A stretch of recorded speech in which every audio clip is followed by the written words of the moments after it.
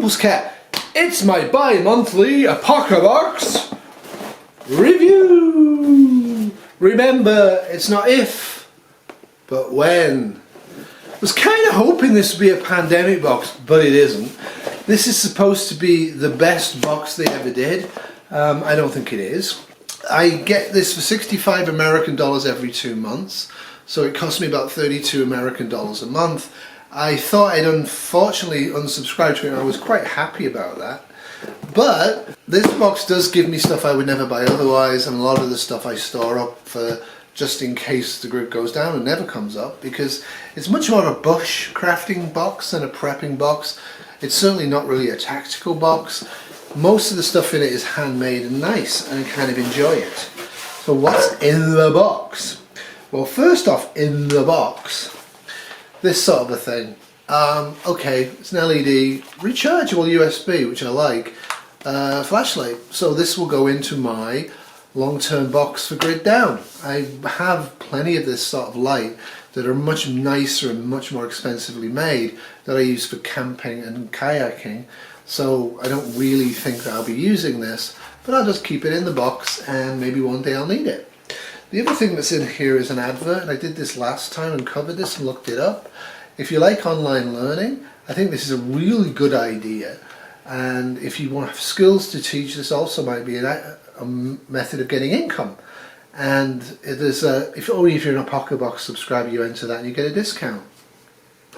And this, which is useless to me, which people were excited about, it's this dude telling you how to use blowguns and stuff and how to make them and the use of them. It's a nice book if you're into blowguns and stuff. It's good. I can't really see any time at all, no matter what's happening in the world, I would ever be making my own blowgun. You know, plan strong, leave the squirrels alone. This was fun. I like the bags, as you all know. I think cotton bags that you can pour water through are so great for putting nuts in and all of that sort of stuff. But I like this. I thought this was kind of fun. I think it's from Reptile Works. I haven't bothered looking. It's heavily oiled. This sort of thing will rust easily.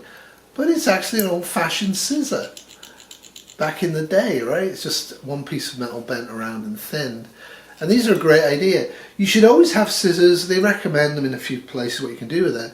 But you should always have scissors in your first aid kit, not just for cutting bandages and saving waste, but also, and cutting flesh that's dead, but also you should have scissors in there for cutting toenails. Every bag you have, every emergency bag should have a small pair of scissors in it, because honestly, if your toenails are a bit too long, you're going to have major problems.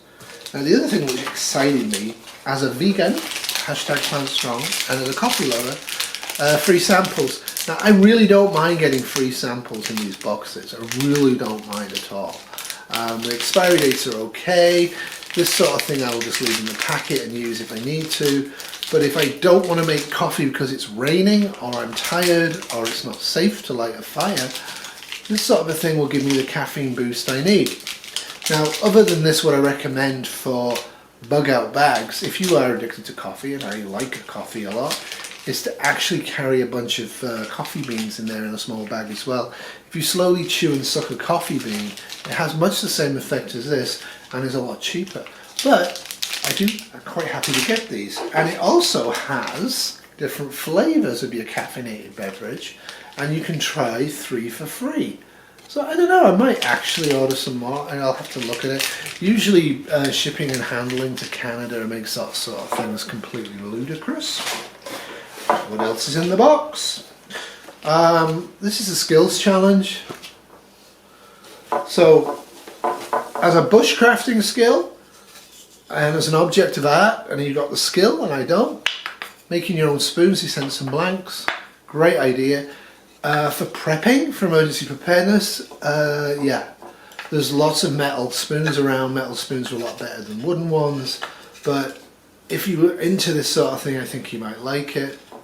It's not my kind of thing, but I'll put it away. Maybe if I'm stuck at home on a pandemic quarantine, maybe I would be happy to do something like this. But what else is in the box? Well, the second best item, and some people say it's the first best item, is actually specific tools to make spoons with. You can also make other things, which is kind of important, but you have another spoon blank and you have a piece of leather and you have three specific tools to work with wood to make wooden objects and tools. And I think that's a really good idea. Again, I'm going to fold it up and put it in a box marked, if the world has ended, I might have some use for this.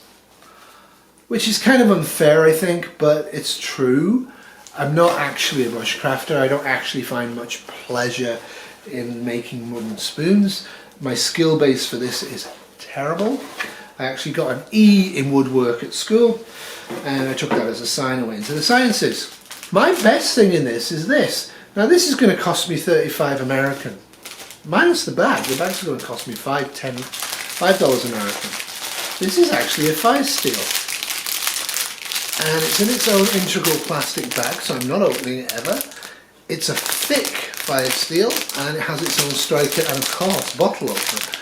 And leather. Plant strong, Stuart. Get off the net, get off the animal products. But this will go into my emergency grid down kit as well, for when I don't have a Bic that works, or if I don't have one of those really nice electronic lighters that Tyler from Let's Talk About Prepping sent me. But what's really cool about this is actually also, press on this and it opens up. What is it? Well, it is actually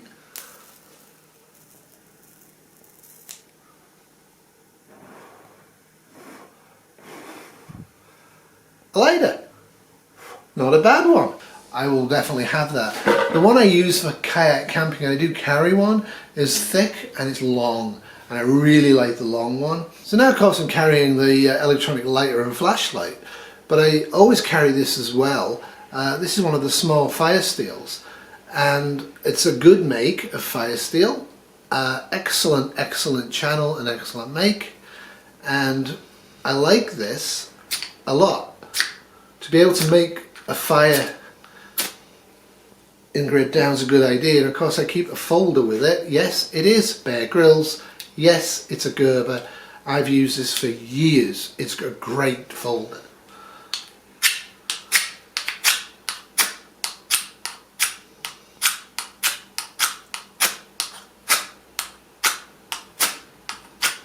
So that's pretty good. I'm still going to keep this, even though I have the electronic lighter. Because quite frankly, electronics can get wet and not work. These can get wet and rust, but you know, you can dry them off. So that's all I got for my Apocabox, and I have no financial affiliation. I get no discounts, I get no free stuff, and I don't know why, because I keep doing Apocabox reviews. So Bear Grylls, give me money for the knife review, and Creek Stewart, give me money for the Apocabox. Just joking. Yeah, it gives me a little bit of pleasure to get this box every 2 months. The last few boxes have been very indeterminate and very kind of... But this box, yeah, for me, this box is an A-. Mostly because I don't really like bushcrafting. And I think if you liked bushcrafting, this would be a box that you would be very excited to get. But for me, it's kind of long-term grid down planning box more than anything. So yeah, that's it. What do you guys think? I know what some of you think about these subscription boxes, but most of the subscription boxes I've seen I really don't like at all, and I would never subscribe to them. They're either far too expensive or the shipping and handling to Canada is far too much, but generally the gear inside is redundant and not very good quality. I find Apocabox do send me stuff that I would never buy, never think I needed, that might potentially at some point help me out. So that's it for me, and that's it from Becky. Toodles.